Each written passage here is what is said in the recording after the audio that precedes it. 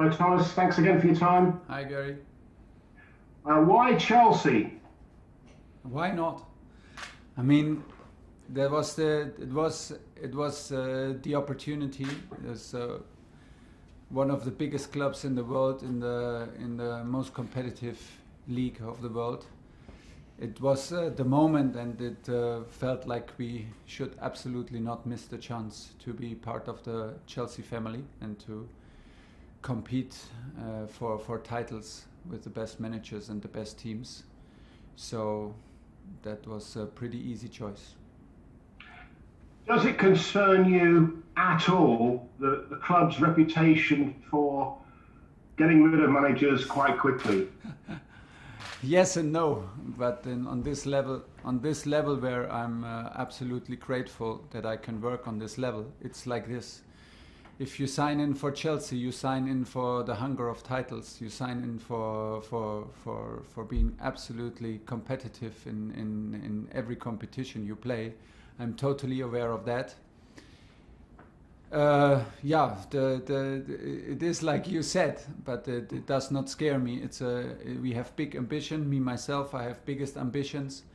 I'm very excited about the mixture of the team. I'm very excited about the structure of the club, and the first days were amazing. And yeah, I'm absolutely aware that at some point everybody expects results, but honestly, I'm doing that of myself all the time. You're a extremely experienced coach. You've won many things. You seem like a nice guy. Are you concerned at all that there might be a fan backlash, because Frank Lampard is obviously a legend at the club? Yeah. A fan backlash, I don't know. I hope not, because that would be hard on the team, because we need our supporters like any team, and in a stadium like ours, and in a club like ours, like Chelsea, to have the fans so close and so close behind the team, it makes really the difference. I can absolutely assume that it's a big disappointment for the fan base to see that Frank was sacked. I have, I said this in the first statement, and I can only repeat, I have the biggest respect. I was a huge fan of Frank as a player. It was a pure joy to watch him play and to see him, how he played, with what personality he played. He was one of the key figures to demonstrate in 90 minutes what Chelsea is about intensity, about devotion, about winning mentality. And so I have the biggest respect for him personally and for his legacy. It just got bigger when I received a message today in the morning, and to a personal message to wish me all the best, and maybe meet in the future when this is possible. So honestly, nothing has changed there.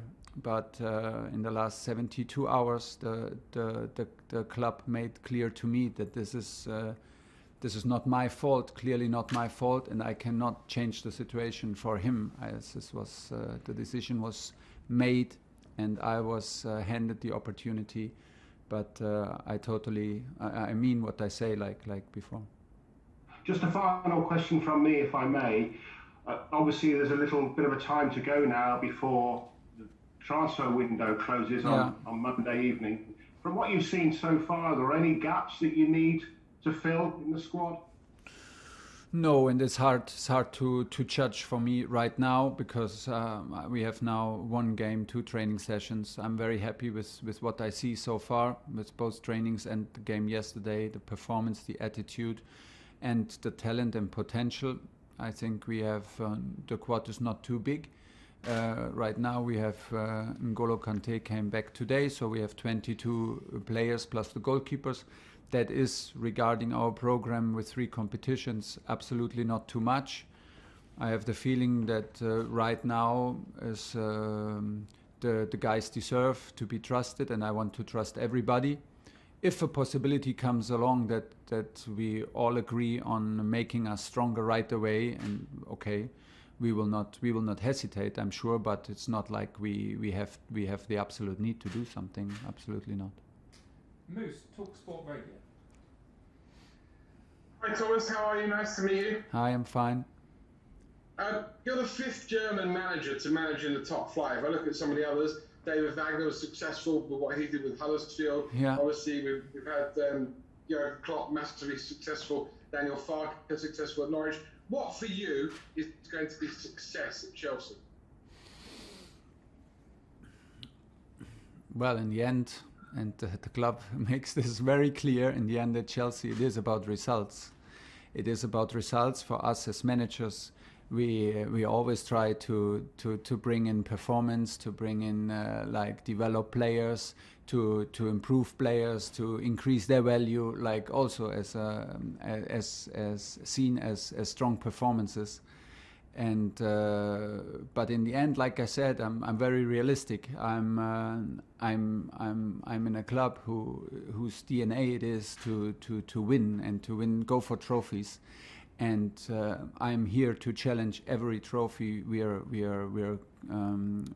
play for in the competitions, and that means that, yeah, realistically, this year it's the Champions League and it's the FA Cup.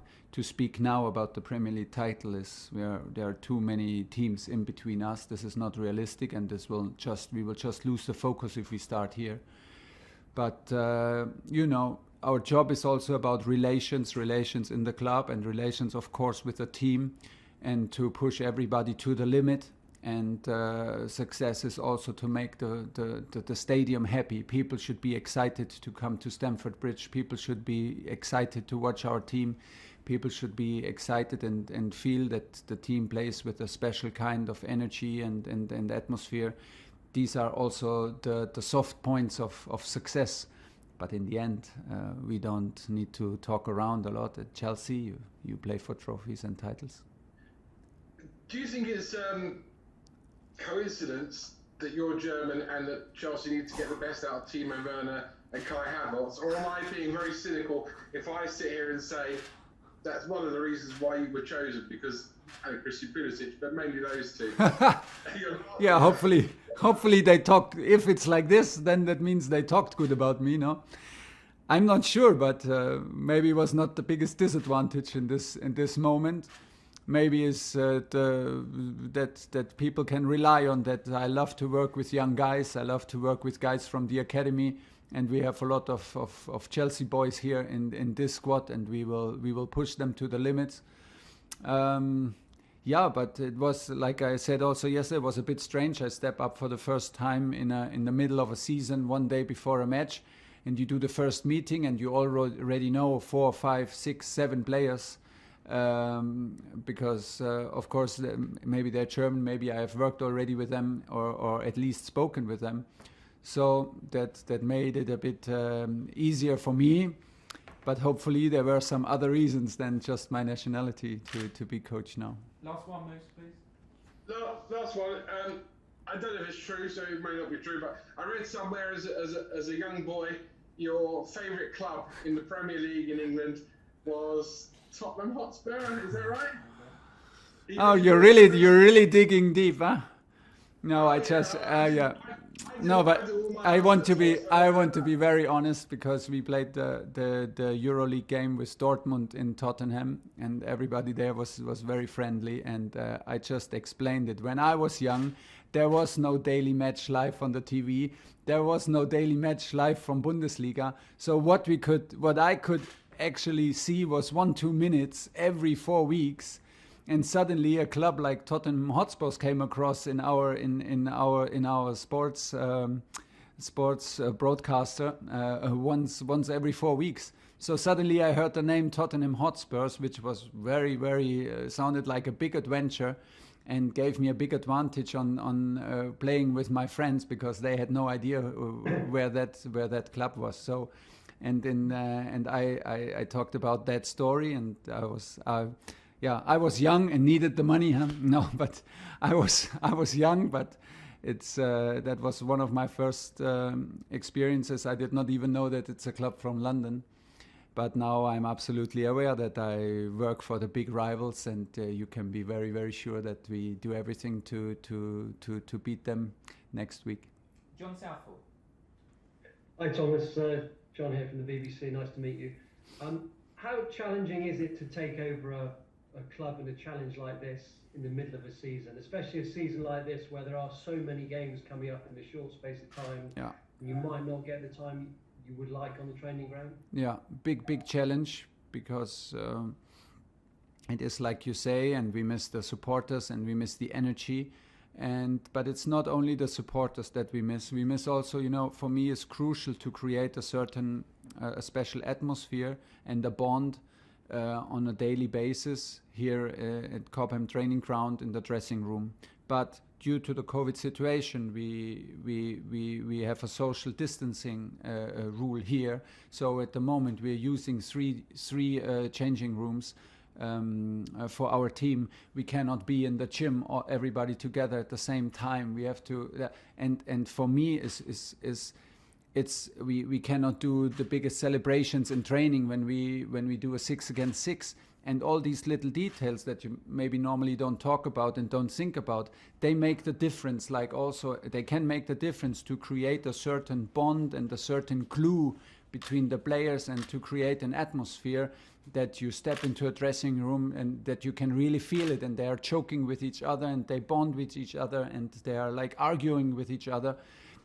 That does simply not exist. And at the same time, of course, the biggest impact are the empty stadiums. And then, like you said, everybody is like, it affects everybody also on a personal level. So some players are a bit more scared than the others, more worried about parents, about grandparents.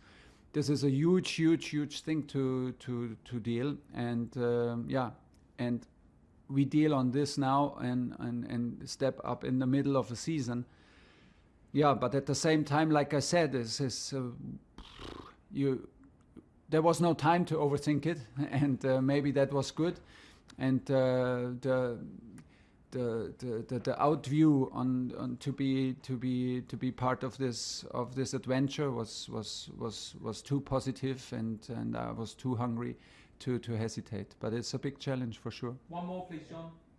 I think I'm right in saying that you know Pep Guardiola reasonably well. Have you spoken to him at all about the Premier League, about the challenges that might throw up? Because I think of all the leagues in Europe, this is the one where everybody seems to be able to beat each other. You saw last night with Manchester United. Yeah, absolutely. I spoke with Pep a lot since he works here. I followed, of course, the Premier League very, very closely from Germany and from France. This is absolutely clear, because this is the benchmark of leagues. We could see yesterday on a physical level, on the level of athleticism and devotion and a completely different level that we are used to. I love it because it brings out the best in us coaches. I love it because it brings out the best in our players. I truly believe in that. And for me personally, this is something to step up and to compete against the best coaches in the world brings out the best in me, and I want to be ready for that. And I'm very positive about it, and it's a big challenge. Lindsay Hooper. Hi Thomas, Hi. Lindsay from Premier League Productions. You made 3 changes for the game against Wolves, and you brought in experienced players, Giroud, Azpilicueta and Jorginho to start. I wondered whether fans should read much into that and the direction that you might want to go in. No. That was, first of all, it was a totally unfair lineup, because I had no reason for any of the players who did not start. I had no reason why they did not start, because everybody deserved, because we started from 0 and the training before was excellent. So I made the choices for a little bit more experience, because I thought that if a club like Chelsea changes the coach in the middle of a season, a new coach steps in one day before the game, it's the 9th place. There are a lot of teams I did not know how it affected the young players. I opted for a bit more experience tomorrow and to put this weight and responsibility on the shoulders of the more experienced players. Not of any trust issues, and if you know my reputation and if my last clubs, I will push every youngster to be ready. And what I saw also today in training from the guys who did not play, I have absolutely zero doubts that we have 21 players who are absolutely ready to play for Chelsea in Premier League and win games for us. Nobody should read too much into this. We have to. This is like we have to get known to each other, and we have to do this in the middle of a season, and so that was the reason, but nothing else. Nick Purewall. Hi Thomas, thanks for your time. You said great news that N'Golo Kante is fit. You spoke briefly last night about how excited you are to work with him. Where do you see his best position? Because obviously he's played in loads of different roles in midfield, and you seem to fulfil them all well. But where do you think you best? I think he's the strongest on the double six in the center, in the heart of the game. Gives him a little bit more freedom than he plays a single six. What he can do, but I like he's for me not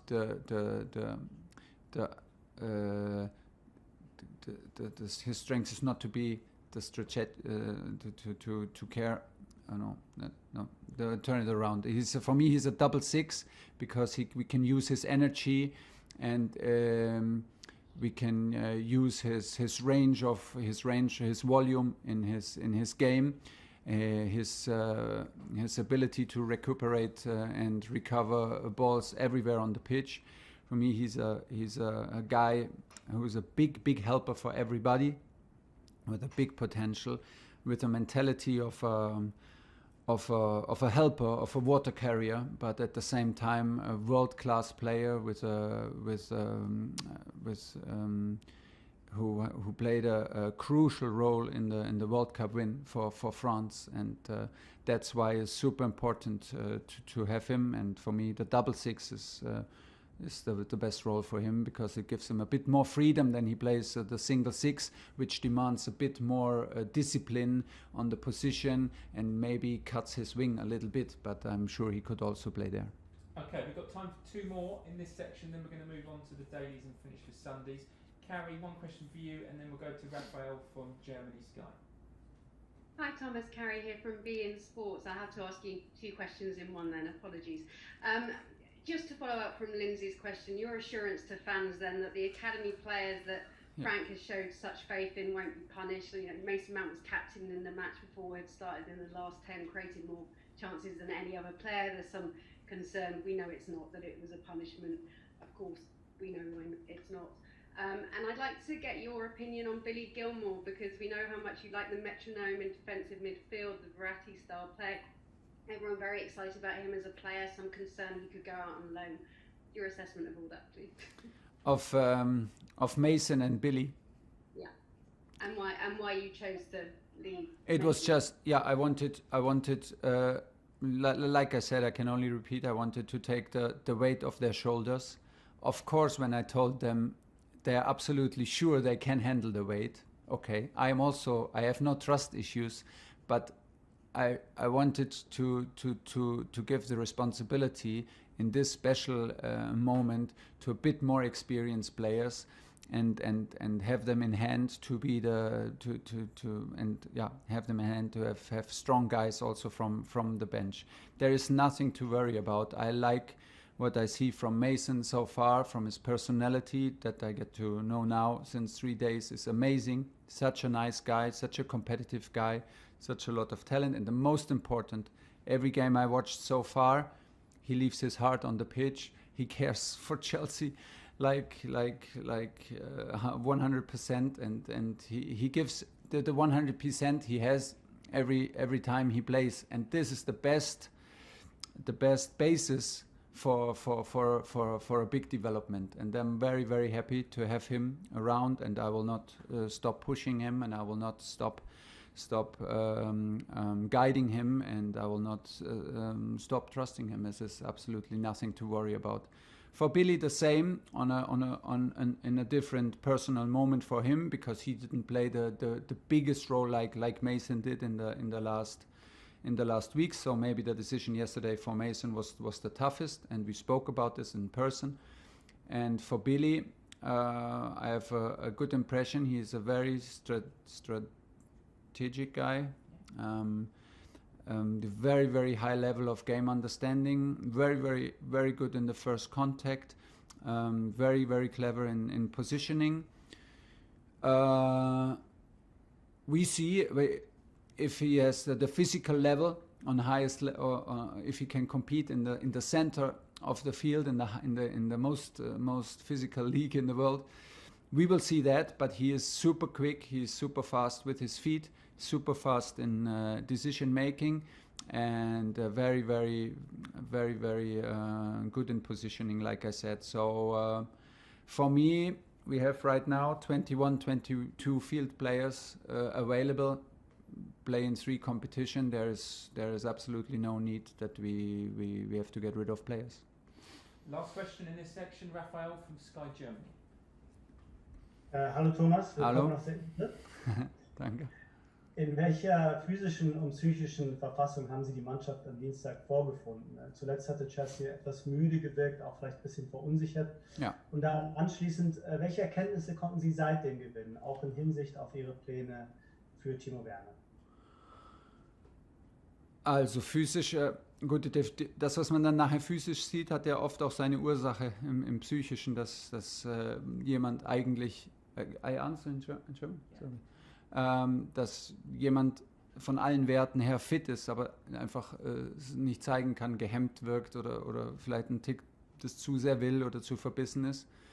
Ich bin sehr, sehr positiv überrascht und extrem angetan von der Intensität im Training, von der Intensität gestern im Spiel.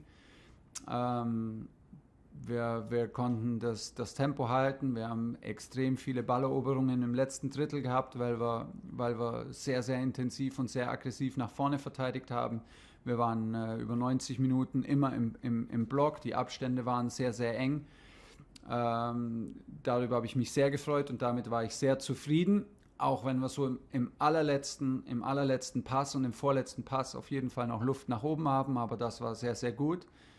Für die Pläne mit Timo ist natürlich klar, dass Timo ein bisschen leidet, ein bisschen hadert, er an allererster Stelle. Und ich glaube, das Wichtigste ist, so wie jeder Spieler unterschiedlich ist, aber so wie ich Timo kenne und ihn jetzt natürlich noch besser kennenlerne, ich glaube, er braucht jetzt einfach viel Zuspruch, viel Vertrauen in seine Qualität, und wir brauchen auch eine gute Position für ihn, dass er so ein bisschen zwischen dem linken Flügel und zwischen dem Mittelstürmer in der letzten Linie spielen kann, um dass wir ihn dort in Geschwindigkeit hinter die letzte Linie bringen.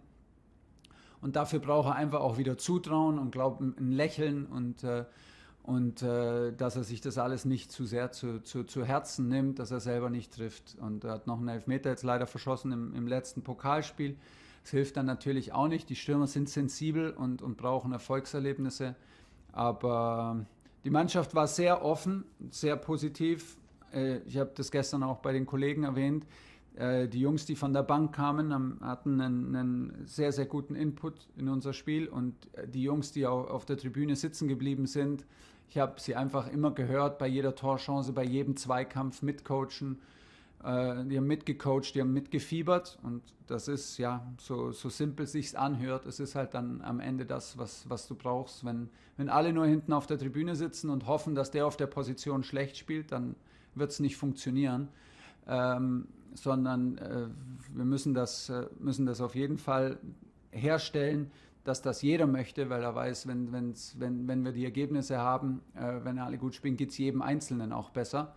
Aber das sind wir gewohnt, auch auf einer täglichen Basis und wie wir miteinander umgehen und wie wir miteinander trainieren, herzustellen. Aber es ist alles sehr, sehr schwer, weil wir gerade in drei Umkleidekabinen uns umziehen. Im Stadion sind wir in 3 Umkleidekabinen. So das, was du eigentlich möchtest und zumal der Klebstoff entsteht, das hast du alles nicht. Und dann am Ende gehst du noch in ein leeres Stadion. So deshalb ist alles ein bisschen erschwert, aber am Ende kein Problem, weil wir sind auf dem Platz zusammen und das macht extrem viel Spaß bisher.